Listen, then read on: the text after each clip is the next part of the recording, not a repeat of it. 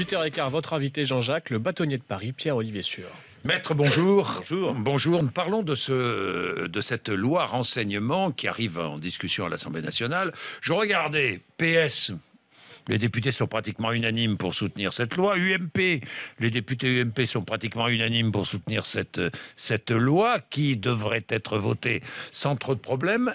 Et le monde judiciaire s'inquiète. Pourquoi ? Et oui, moi je regardais, les avocats sont pratiquement tous contre, les magistrats aussi, les deux grands syndicats, la CNIL est contre, le défenseur des droits tout bon est contre, la CNIV, vous savez, avec Monsieur Delarue, est contre aussi, c'est-à-dire l'autorité administrative d'interception des écoutes.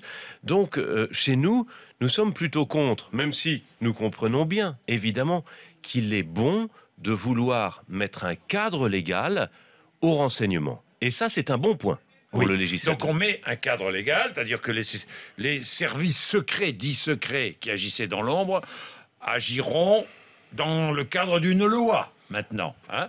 On va légaliser l'illégal, en quelque sorte. Voilà, on va légaliser le secret. Le secret, oui. Mais au centre de ce cadre, Oui. de ce cadre légal, de ce nouveau cadre légal, il faut qu'il y ait un juge judiciaire. C'est l'article 66 de la Constitution qui dit que seule l'autorité judiciaire est gardienne des libertés publiques. Or, la loi sur le secret a pour but, lorsque c'est proportionnel, lorsque c'est nécessaire, lorsqu'il s'agit de terrorisme, eh bien de fracasser les libertés publiques en posant des balises. Ça, c'est sans doute possible, c'est sans doute nécessaire à une seule condition, c'est que préalablement, un juge judiciaire puisse contrôler et dire oui. Voilà, le contrôle, justement, c'est le point délicat, le point que vous contestez. Il n'y aura pas de contrôle judiciaire. Et non.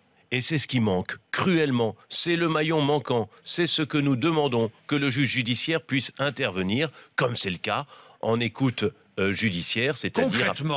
Concrètement, quand la police, dans une enquête, voudra écouter ou surveiller les conversations sur Internet d'un suspect, eh bien, elle n'aura pas besoin de demander l'autorisation d'un juge. Voilà, et cela nous paraît illégal et même anticonstitutionnel. Oui. Alors, il faudrait faire évoluer les choses. Donc, la critique que je porte aujourd'hui n'est autre qu'une proposition d'amendement, évidemment. Et puis, il y a d'autres critiques. Le fait qu'on nous dit que c'est quelque chose qui servirait à protéger la sûreté publique en matière de terrorisme et de lutte contre le terrorisme. Et ça, c'est très bien, évidemment. Oui. Mais terrorisme, oui. Mais pourquoi paix publique d'une façon générale? Pourquoi délinquance organisée d'une façon générale? La délinquance organisée, c'est quoi? C'est un voleur à la tire qui est sur son scooter avec un complice derrière lui. Ça, c'est de la délinquance organisée, mais c'est pas quelque chose d'extrêmement grave. C'est pas quelque chose qui nécessite qu'on bouscule toutes les règles en matière de liberté publique pour aller poursuivre cela et l'éviter. Alors, moi, je dis oui pour un texte sur le terrorisme, non pour un texte sur la délinquance organisée. Atteinte aux intérêts économiques et scientifiques également, qu'est-ce que ça veut dire? L'espionnage industriel. Oui. Oui. Ouais. Qu'est-ce que ça veut dire? Les violences collectives Voilà la paix Qu'est-ce que publique. ça veut dire, la Qu'est-ce que paix ça veut- publique? Donc, limitons le texte à Oui. ce pourquoi il était initialement préparé, la sûreté publique en matière de lutte antiterrorisme. Et là-dessus, nous sommes tous d'accord. Vous pensez que le Conseil constitutionnel pourrait... Enfin, il faudra attendre la discussion à l'Assemblée nationale parce que des amendements vont arriver, seront débattus et peut-être modifieront la nature même du texte. Évidemment. Alors, il y a, si vous voulez, le cadre Oui. légal avec le juge. Il y a ce que nous souhaiterions aussi, un cadre technique. Qu'est-ce qu'une balise? Oui. Qu'est-ce qu'une boîte noire?